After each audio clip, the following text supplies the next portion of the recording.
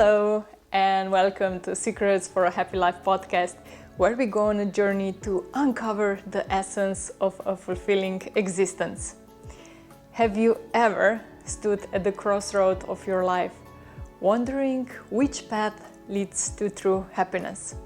I am Petra Kmetec-Bitenc, a coach in psychology, a seeker of wisdom through my travels and studies in human psyche. Join me as we explore not just the beautiful vistas of our world, but also the amazing landscapes of the human psyche. From the humorous comment of Kiwi bus driver to the profound lessons from Carol Dweck's growth mindset, let's unravel the threads of our thoughts, emotions, and actions that create our lives. Whether you're sitting in a bustling city or in a quiet countryside, I invite you to pause, reflect, and connect. Let's discover together how we can not only dream of a happy life, but actually live it, one insightful step at a time. Are you ready? Let's begin. I recently came back from New Zealand, and the first thing that made me smile there was a bus driver's blunt remark about how surprised he was to see people accumulate so much excess weight. In Slovenia, that's the small country in Europe shaped like a chicken on the map, such a comment would be socially unacceptable. We strive to be kind to each other, which is good. But this can be detrimental to those who fall into a victim mentality. This refusal to take responsibility for one's life is evident in many areas. People complain rather than taking steps towards improvement. Remember, it's far more satisfying to make progress than to complain. But at the same time, it's easier to point fingers at others than to improve the situations ourselves. Growing up, I often blamed others for the mistakes that I made or when things went wrong instead of taking responsibility myself and doing everything necessary to solve the situation. It took me a long time to change this mindset. A turning point for me was listening to Carol Dweck's audiobook Growth Mindset.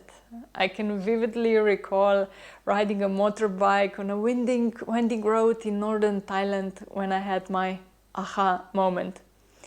I saw myself in the examples she gave and decided there and then to take control over my life. And you know what? Life is much better now because I know I have control over what I do and how do I react. You are capable of this too.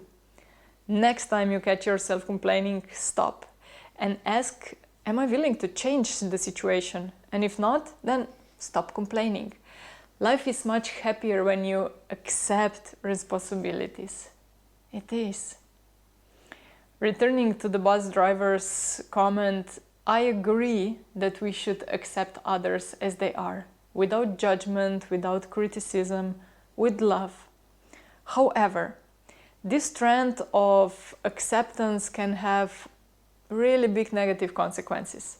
Not because of acceptance itself, but because some people neglect themselves and their lives due to this mindset. Let's put aesthetics aside, as beauty is in the eye of the beholder, and focus on health. Carrying too much fat is not healthy, nor is proclaiming to have ADHD as an excuse to avoid taking life and responsibility into your own hands. It's not healthy. Only we are responsible for ourselves and our actions, period. Once you take control, life becomes much better. You regain your power knowing you can choose your own path. And I encourage you to dream big dreams and do everything within your power to achieve them. Don't listen to others who try to pull you down. Allow yourself to move forward, grow, and please do good in this world.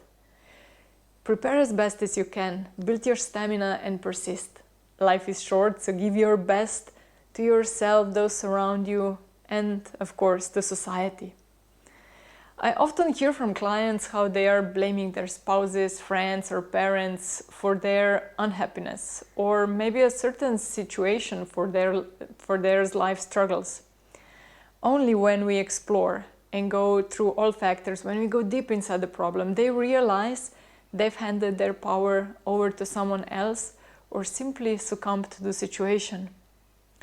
I'm not saying we are always to blame, but this is a common thread in many cases of discontent and resentment.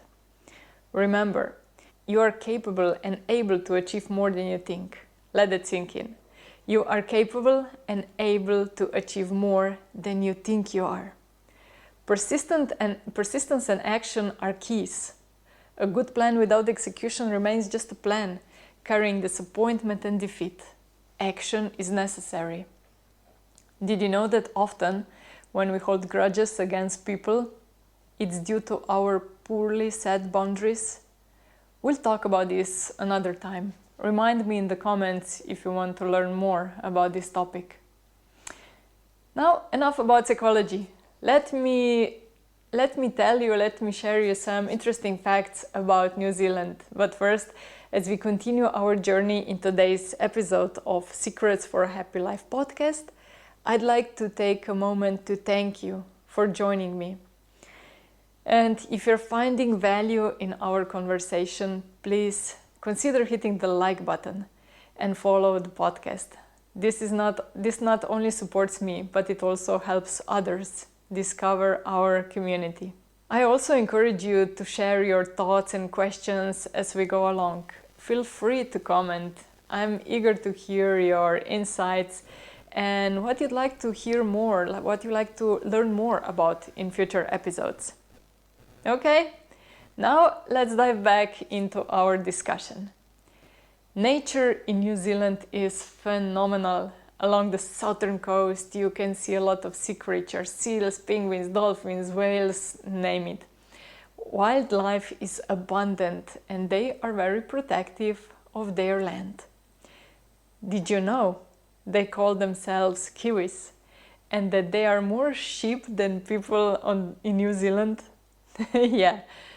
You will find no snakes or poisonous and dangerous animals except really nasty sandflies. Before the arrival of first settlers, there were no mammals on the island except for 2 species of bats, which led some birds to stop flying as they had no predators.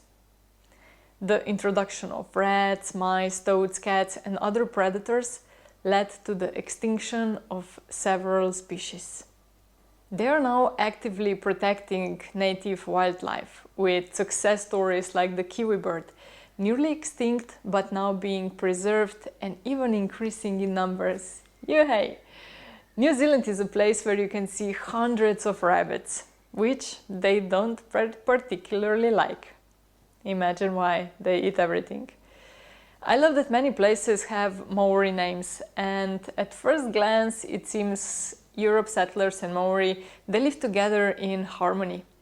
My husband and I visited a Maori village in Rotorua, and it was quite special. The way they live, dance and think is just fascinating. It's a must-see experience if you are interested in culture. And if you like volcanic geysers, hot springs and the smell of sulfur, Rotorua is a place for you. My favorite spot in the North Island, besides Hobbiton of course, was the volcanic valley. It is an easy hike with lovely scenery and many beautiful lakes. And you can also see black swans there. And to me this was a shock, because we Europeans were told that there are only white swans that are existing. And this was like, wow. It's hard to pinpoint what I liked most about New Zealand. The glaciers, watching wildlife, thousands of waterfalls in Milford Sound, the mountains or beautiful lakes. I will definitely return if I get the chance. There are still places I want to visit that we couldn't due to weather or distance, like seeing the Southern Lights and visiting Stewart Islands. Be prepared for high prices and having to pay for almost every sightseeing attraction. Everything is quite expensive, so have some extra cash to avoid choosing between what to see and what to experience. Traveling is great for opening horizons, broadening your thinking and accepting differences. New Zealand was a learning curve for me, in a sense how destructive can be for nature if you don't respect her. If early settlers would be more careful, not cutting all the trees down and introducing predator animals on the islands, we could still observe some very special animal species there.